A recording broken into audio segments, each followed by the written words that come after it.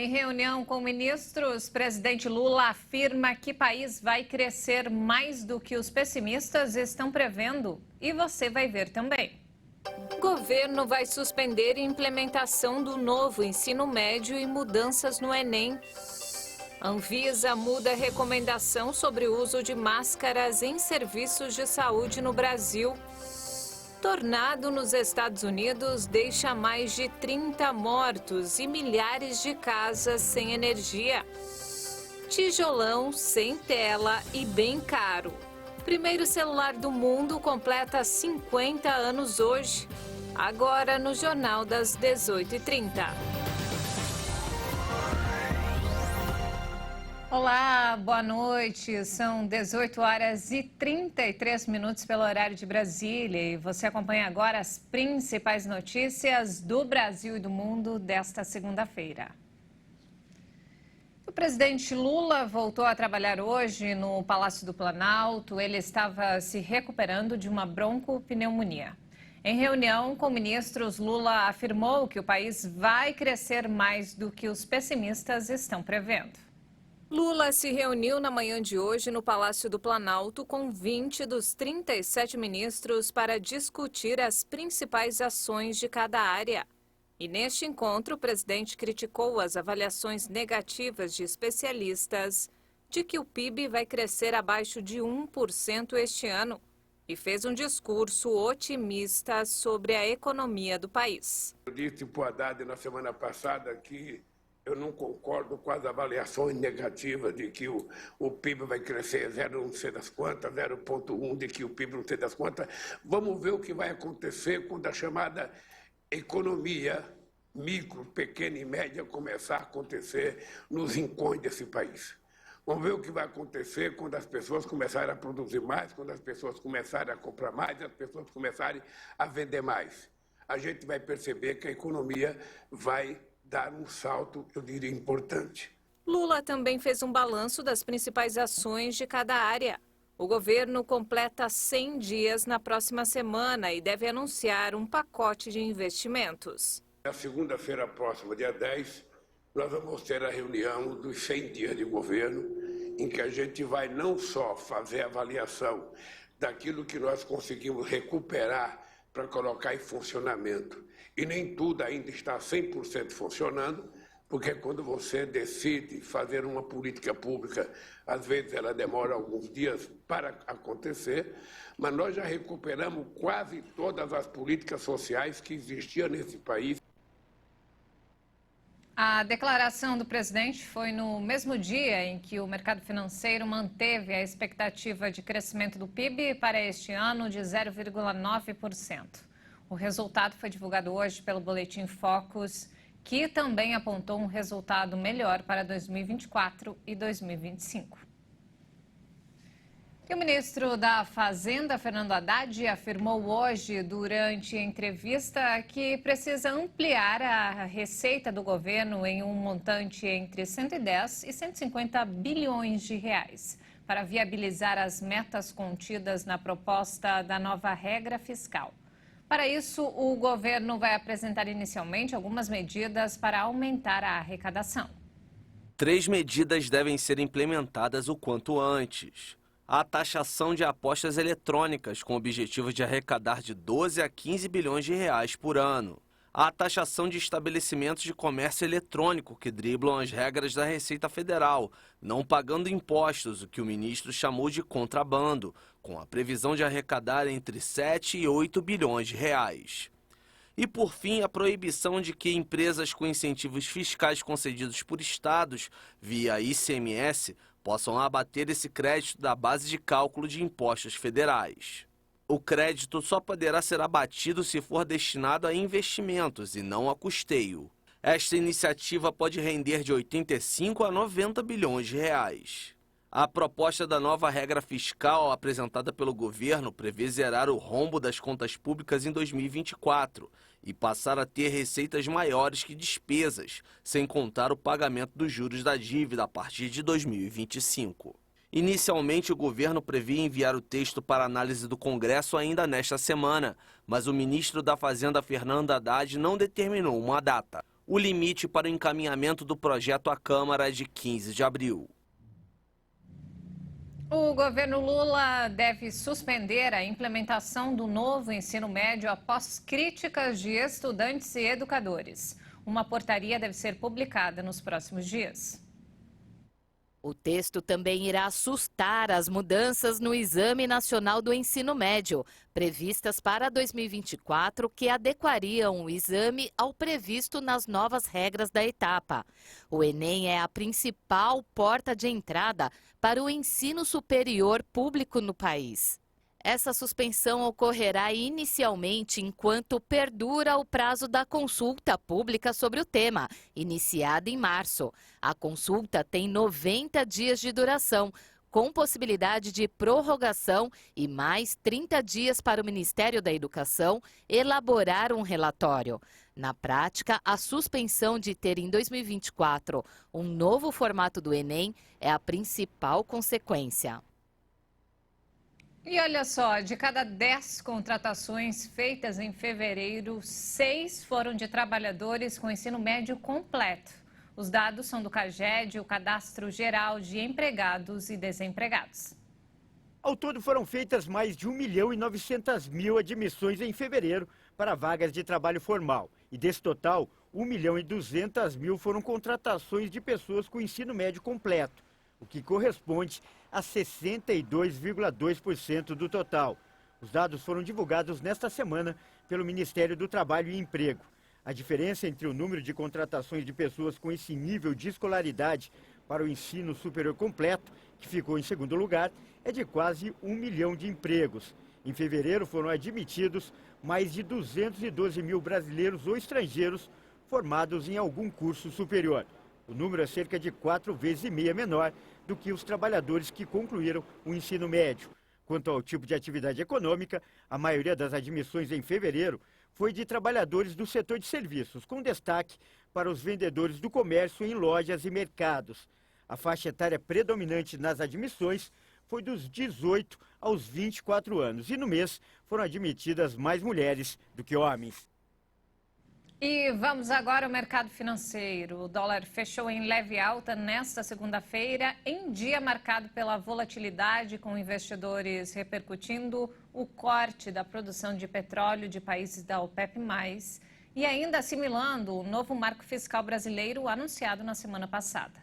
A moeda norte-americana subiu 0,03%, cotada a R$ 5,07 na venda. E os preços do petróleo dispararam hoje depois que os produtores da OPEP+, a Organização dos Países Exportadores de Petróleo, anunciaram inesperadamente que cortariam a produção. Aqui no Brasil, a Petrobras registrou valorização nas suas ações. Tanto o petróleo Brent, referência internacional, quanto o WTI, referência para o mercado americano, chegaram a disparar 8% e registravam ganhos de cerca de 6% por volta das 10h30 da manhã no horário de Brasília. O barril do petróleo Brent estava cotado a quase $85, enquanto o do WTI superava o preço de $80. O corte da produção anunciado por Iraque, Argélia, Arábia Saudita, Emirados Árabes, Omã, Cazaquistão e Kuwait entrará em vigor em maio e prosseguirá até o fim do ano. A medida implica uma redução do bombeamento de 1 milhão de barris diários. O porta-voz do governo russo, Dmitry Peskov, afirmou que o corte está de acordo com o interesse do mercado global de energia para que os preços permaneçam em bom nível. Moscou anunciou no domingo a prorrogação do corte na produção de petróleo em 500 mil barris diários até o fim do ano, uma medida que vários analistas interpretam como uma forma de elevar os preços e lutar contra as sanções internacionais. Os Estados Unidos defendem o aumento da produção de petróleo diante da alta demanda, em um momento em que a China reaquece a atividade econômica depois de suspender as restrições pela pandemia de Covid-19. O corte provoca novos temores sobre a inflação persistente e aumenta ainda mais a pressão sobre os bancos centrais para que prossigam com a elevação das taxas de juros. Os papéis da Petrobras tinham ganhos de cerca de 3% na manhã desta segunda-feira, enquanto o índice Bovespa registrava queda. E veja a seguir, a Anvisa muda a recomendação sobre o uso de máscaras em serviços de saúde no Brasil. E ainda, tijolão, sem tela e bem caro. O primeiro celular do mundo completa 50 anos hoje. Nós voltamos em instantes. Até já!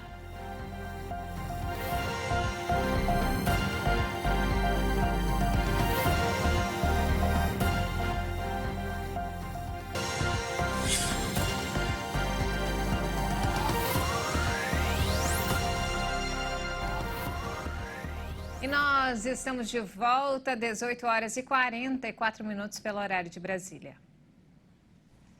E a Anvisa flexibilizou hoje a recomendação do uso de máscaras. A medida modifica a nota técnica estabelecida no começo da pandemia. A agência recomenda o uso do protetor facial em ambientes hospitalares somente para pacientes com sintomas respiratórios ou positivos para a Covid-19 e seus acompanhantes, além de pacientes que tiveram contato nos últimos 10 dias com pessoas positivadas, profissionais que fazem a triagem de pacientes ou em situações que necessitam o uso do equipamento de proteção individualizada. O órgão ressaltou que antes de fazer a mudança técnica, ele avaliou o cenário geral de queda no número de casos e óbitos provocados pela doença no país, além da oferta de vacinas.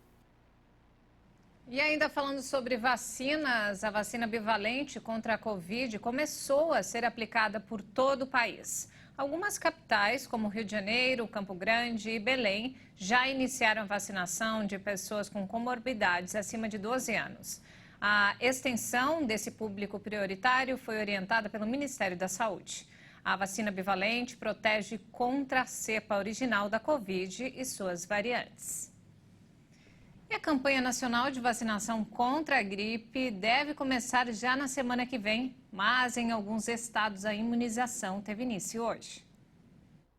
A Secretaria de Saúde de Minas Gerais decidiu começar a vacinação mais cedo, pois recebeu 1,5 milhão de doses do Ministério da Saúde. Na região norte, a aplicação das doses começou em março devido às fortes chuvas na região e o consequente aumento dos casos de influenza. No Nordeste e no Sul, a oferta de imunizantes também está sendo feita. O objetivo do Ministério da Saúde é vacinar 90% do público-alvo, incluindo idosos, mulheres grávidas, povos indígenas e crianças de 6 meses a 6 anos de idade. O governo federal deve voltar a permitir a criação de novos cursos de medicina no país. Mas a autorização será principalmente para locais onde há carência de médicos. Segundo o ministro da Educação, Camilo Santana, a ideia inicial era permitir a criação de vagas nas regiões onde faltam médicos. Em 2018, entrou em vigor a proibição da abertura de novos cursos de medicina no Brasil. Na época, foi uma tentativa de controlar a qualidade da formação de profissionais de saúde, após um boom no surgimento de faculdades privadas. De 2014 a 2018, foram criadas 12 mil vagas em cursos de medicina, de acordo com os registros do MEC.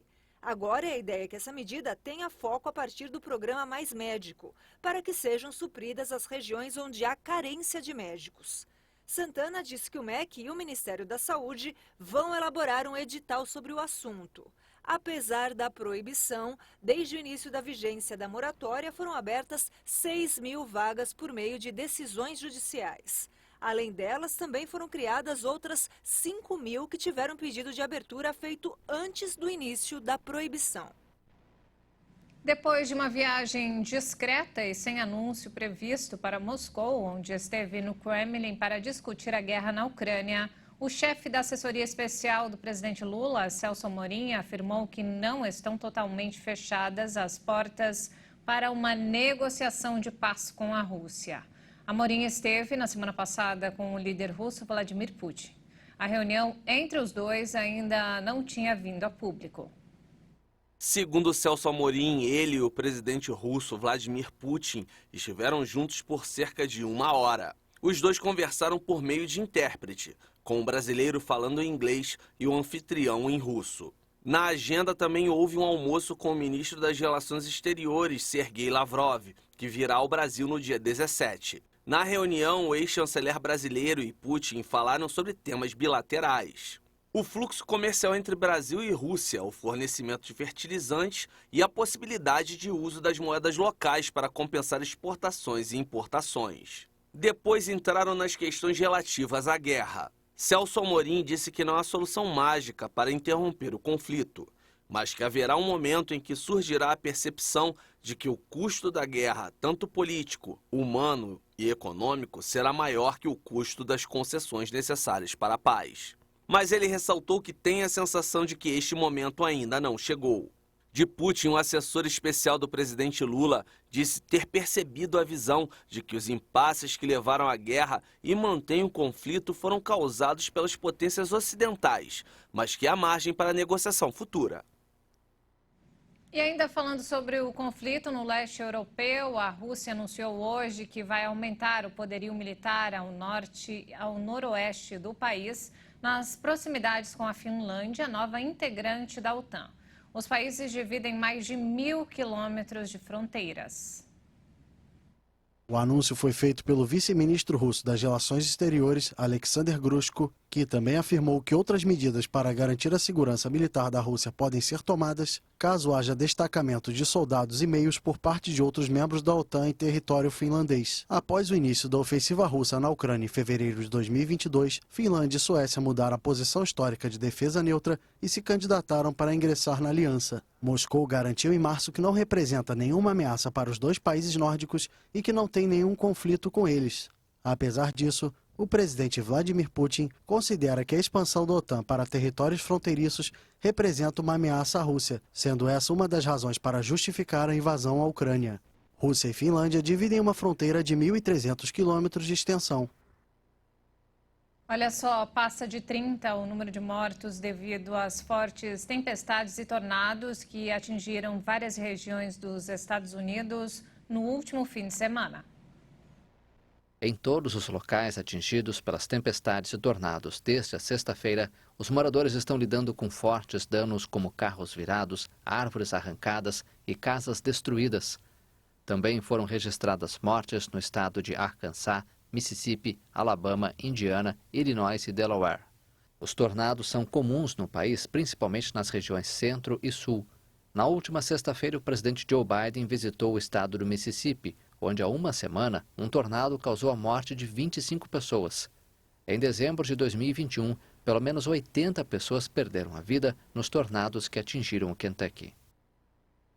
Uma equipe de pesquisadores começará amanhã a perfurar o gelo que cobre o arquipélago norueguês de Svalbard em uma corrida contra o tempo para salvar séculos de dados climáticos e ambientais antes que sejam eliminados pelo aquecimento global.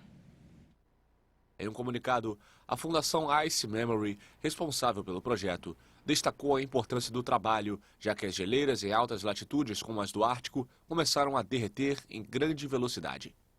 8 cientistas da França, Itália e Noruega, juntamente com um especialista em perfuração e um guia de montanha, estão encarregados de extrair 2 amostras cilíndricas de um comprimento total de 125 metros em cortes de 1 metro.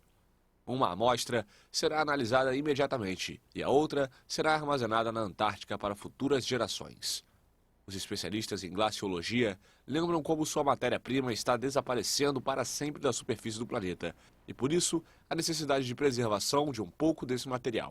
A equipe montou seu acampamento a 1.100 metros de altitude na região de Rotendorfna, repleta de rachaduras perigosas, com temperaturas entre menos 25 e menos 5 graus Celsius. Ao longo de 20 dias, o grupo vai ser responsável por extrair os cilindros, que têm 10 centímetros de diâmetro. As amostras de gelo abrigarão a memória climática dos últimos 300 anos, principalmente em suas minúsculas bolhas de ar presas no gelo. E antes de encerrar, olha só, o Brasil tem mais celulares do que habitantes. São 242 milhões de smartphones e 214 milhões de pessoas. É isso mesmo, e os dados são de acordo com o IBGE. Mas esse aparelho, que já faz parte da cultura nacional, surgiu bem longe daqui. O primeiro celular foi fabricado nos Estados Unidos na década de 1970. Era o famoso tijolão que hoje completa 50 anos. Nas ruas, pouca gente lembra dele. Já ouvi falar. Eu peguei aqueles dos pequenos, não os tijolão. Eu só lembro porque quando eu estudava passava, né? Porque eu não sou desse tempo. Bem diferente dos atuais smartphones compactos, aquele primeiro celular pesava 1,1 kg. E não tinha nada de tela, muito menos câmera para tirar fotos ou gravar vídeos. E a bateria durava no máximo 10 minutos. Como é que seria para você hoje? Impossível. É que um celular naquele tempo servia só para fazer ligação mesmo e tinha que ser muito rápida, porque logo acabava a bateria. E detalhe, o preço era exorbitante. Se fosse hoje um aparelho daquela época, custaria em torno de 130 mil reais. Sério mesmo? Não compraria. O inventor do aparelho foi o engenheiro Martin Cooper, que é conhecido como pai do celular. Aos 94 anos, ele diz que sua ideia inicial era criar um dispositivo que pudesse ajudar principalmente pessoas que lutam contra doenças. A utilidade da invenção com certeza superou as expectativas, a ponto dele se tornar imprescindível para a vida moderna.